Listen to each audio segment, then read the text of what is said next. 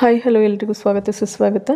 ನಾಳೆಯ ದಿನದ ಆಸೆ ಧಾರಾವಾಹಿಯ ಸಂಚಿಕೆ ಪ್ರೋಮೋ ಏನಾಗಿದೆ ನೋಡೋಣ ಬನ್ನಿ. ನಿಮ್ಮೆಲ್ಲರ ಆಶೀರ್ವಾದ ಬಹಳಷ್ಟು ಮುಖ್ಯ. ಪ್ಲೀಸ್ ಸಬ್ಸ್ಕ್ರೈಬ್ ಮಾಡಿ, ಶೇರ್ ಮಾಡಿ, ಒಂದು ಲೈಕ್ ಕೊಡಿ.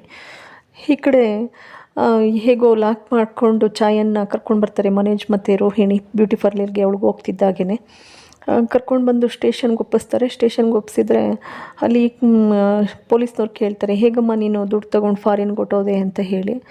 ಅದಕ್ಕೆ ಅವಳು ಹೇಳ್ತಾಳೆ, ಇಲ್ಲ ಸರ್, ನಾನು ಇವಂದು ನಂದು ಇಬ್ಬರದು ಕೂಡ ಜಾಯಿಂಟ್ ಅಕೌಂಟ್ ಇದೆ, ನಾನು ಹಾಗೆಲ್ಲ ಎತ್ಕೊಂಡು ಹೋಗಿಲ್ಲ, ಈತನ ಸೈನ್ ಕೂಡ ಇದೆ ಅಂತ ಹೇಳ್ತಾಳೆ. ಇಲ್ಲಿ ಸೂರ್ಯ ಮತ್ತು ಮೀನಾ ನಿಂತಿರ್ತಾರೆ. ಮೀನನ್ನ ಗಾಡಿ ಸೀಸ್ ಆಗಿಬಿಟ್ಟಿರುತ್ತೆ. ಗೊತ್ತಿರೋರು ಒಬ್ಬರು ಪೊಲೀಸ್ನವ್ರು ಬರ್ತಿದ್ದಾಗ ಏನಪ್ಪ ಸೂರ್ಯ ನೀನಿಲ್ಲಿ ಅಂದಾಗ, ಸರ್ ಏನಿಲ್ಲ ಸರ್, ನನ್ನ ಹೆಂಡ್ತಿ ಈಗ ತಾನೇ ಹೊಸ್ದಾಗಿ ಗಾಡಿ ಓಡಿಸ್ತಾ ಇದ್ಲು, ಸೀಸ್ ಆಗಿಬಿಟ್ಟಿದೆ ಸರ್ ಅಂದಾಗ, ಆಯ್ತಪ್ಪ ನನಗೆ ಗೊತ್ತಿರೋರು ಇದ್ದಾರೆ, ನಾನು ಮಾತಾಡ್ತೀನಿ, ಅದೇನು ಫೈನ್ ಕಟ್ಬಿಟ್ಟು ಬಿಡಿಸ್ಕೊಂಡು ಹೋಗ್ರಂತೆ, ಆಗಲಿ ಸರ್ ಅದೊಂದು ಉಪಕಾರ ಮಾಡಿ ಸರ್ ಅಂತ ಹೇಳಿ ಅಂತಾನೆ ಈ ಕಡೆ ನಿಂತಿರ್ತಾರೆ. ಆನಂತರ ಇಲ್ಲಿ ಎನ್ಕ್ವೈರಿ ಮಾಡ್ತಾಯಿರ್ತಾರೆ. ಎನ್ಕ್ವೈರಿ ಮಾಡಬೇಕಾದ್ರೆ ರೋಹಿಣಿ, ಸರ್ ನನಗೆ ಟೈಮ್ ಆಗುತ್ತೆ ಸರ್, ನಾನು ಇಲ್ಲಿ ಯಾವುದೋ ಒಂದು ರಿಜಿಸ್ಟ್ರೇಷನ್ಗೋಸ್ಕರ ಬಂದಿದ್ದೆ, ನಾನು ಇನ್ನೂ ಲೋನ್ ಕೂಡ ಮಾಡಿಸ್ಬೇಕು. ಓಹೋ, ನಮ್ಮ ದುಡ್ಡು ಸಾಕಾಗಲಿಲ್ವೇನೋ ನಿನಗೆ 27 ಲಕ್ಷ ಕೊಟ್ಬಿಟ್ಟು ಎಲ್ಲರ ಸಾಯಿ ಹೋಗು ಅಂತ ರೋಹಿಣಿ ಅಂತಾಳೆ. ಹಾಗಂದಾಗ ಏಯ್ ಸರಿಯಾಗಿ ಮಾತಾಡು ಅಂತ ಹೇಳ್ತಾಳೆ. ಇನ್ನೇನು ಮತ್ತೆ ನಮ್ಮ ದುಡ್ಡು ತಿಂದಾಕಿದೆಯಲ್ಲ ಅಂದಾಗ, ಸರ್ ನಾನು ಖಂಡಿತ ತಿಂದಿಲ್ಲ ಸರ್, ನನ್ನ ಸ್ವಂತ ದುಡ್ಡಲ್ಲಿ ನಾನು ಬಿಸ್ನೆಸ್ ಮಾಡ್ತಾ ಇರೋದು, ಇವ್ರು ಸುಳ್ಳು ಹೇಳ್ತಾ ಇರೋದು. ಈತಂದು ಕೂಡ ಇವನು 6 ತಿಂಗಳ ಕಾಲ ನನ್ನ ಜೊತೆ ಇದ್ದೆ ಸರ್, ನನಗೆ ಮೋಸ ಮಾಡಿ. ಇಲ್ಲ ಸರ್ ನಾನು ಇಲ್ಲಿ, ಹಾಗಾದರೆ ನೀನು ನಿಮ್ಮ ಅಪ್ಪನ ದುಡ್ಡಿನ ಮೋಸ ಮಾಡಿದೀಯಾ ಅಂತ ಹೇಳಿ ಕೇಳ್ತಾರೆ ಪೊಲೀಸ್ನವ್ರು ಮನೋಜನ್ನು.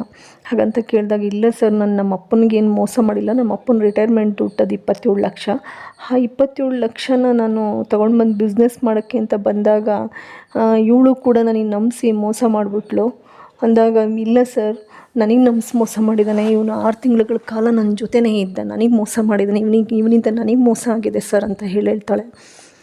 ಅದೆಲ್ಲ ಇರಲಿ, ನೀನು ನಿಮ್ಮ ಅಪ್ಪನಿಗೆ ಮೋಸ ಮಾಡಿ ದುಡ್ಡನ್ನು ಇವಳಿಗೆ ಕೊಡ್ತಿದ್ದಿ. ಇಲ್ಲ ಸರ್ ಖಂಡಿತ ಇಲ್ಲ ಅಂತೇಳಿ ಮನೋಜ ಅಂತಾನೆ.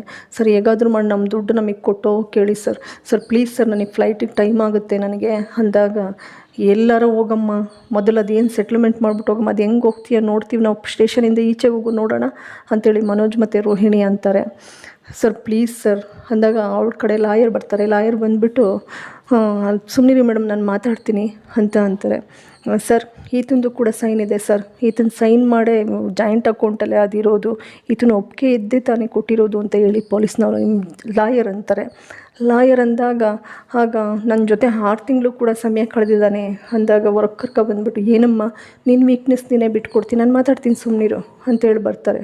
ಸರ್ ಇವನು ಒಪ್ಪಿಗೆ ಇಲ್ದಲೇ ಅದು ಕೆಲಸ ಆಗಿಲ್ಲ, ಇವನು ಒಪ್ಪಿಗೆಯಿಂದಲೇ ದುಡ್ಡು ಕೊಟ್ಟಿರೋದು ಅಂತೇಳಿ ಲಾಯರ್ ಅಂತಾರೆ. ಅಲ್ಲಿಗೆ ಮತ್ತೆ ಸೂರ್ಯ ಮೀನಾ ಬರ್ತಾರೆ. ಸರ್ ಏನಾಯ್ತು ಸರ್ ಅಂತ ಹೇಳಿ. ಅಷ್ಟರಲ್ಲಿ ಈ ಸಂಚಿಕೆ ಪ್ರೋಮೋ ಮುಕ್ತಾಯವಾಗ್ತದೆ. ನಿಮ್ಮೆಲ್ಲರ ಆಶೀರ್ವಾದ ಬಹಳಷ್ಟು ಮುಖ್ಯ. ಮುಂದೆ ಅವಳು ಛಾಯಾ ದುಡ್ಡು ಕೊಡ್ತಾಳ ಅಷ್ಟು ಸುಲಭವಾಗಿ 27 ಲಕ್ಷನ ಮನೋಜು ರೋಹಿಣಿನೇ ನುಂಗಾಕ್ತಾರ, ಇಲ್ಲ ಪಾಪ ಕಷ್ಟಪಟ್ಟು ದುಡ್ದಂತಹ ನಿವೃತ್ತಿ ದುಡ್ಡು ರಂಗನಾಥ್ ಅವ್ರಿಗೆ ಸೇರ್ತದ ಅನ್ನೋದನ್ನು, ಇಂತಹ ಕುತೂಹಲಕಾರಿಯಾದಂತಹ ಈ ಒಂದು ಸಂಚಿಕೆಯನ್ನು, ಈ ಭಾಗವನ್ನು ಮುಂದೆ ಕಾದು ನೋಡಿ. ನಿಮ್ಮೆಲ್ಲರ ಆಶೀರ್ವಾದ ಬಹಳಷ್ಟು ಮುಖ್ಯ. ಪ್ಲೀಸ್ ಸಬ್ಸ್ಕ್ರೈಬ್ ಮಾಡಿ, ಶೇರ್ ಮಾಡಿ, ಲೈಕ್ ಕೊಡಿ. ಮತ್ತೊಮ್ಮೆ ಎಲ್ಲರಿಗೂ ಕೂಡ ಅನಂತ ಧನ್ಯವಾದಗಳು.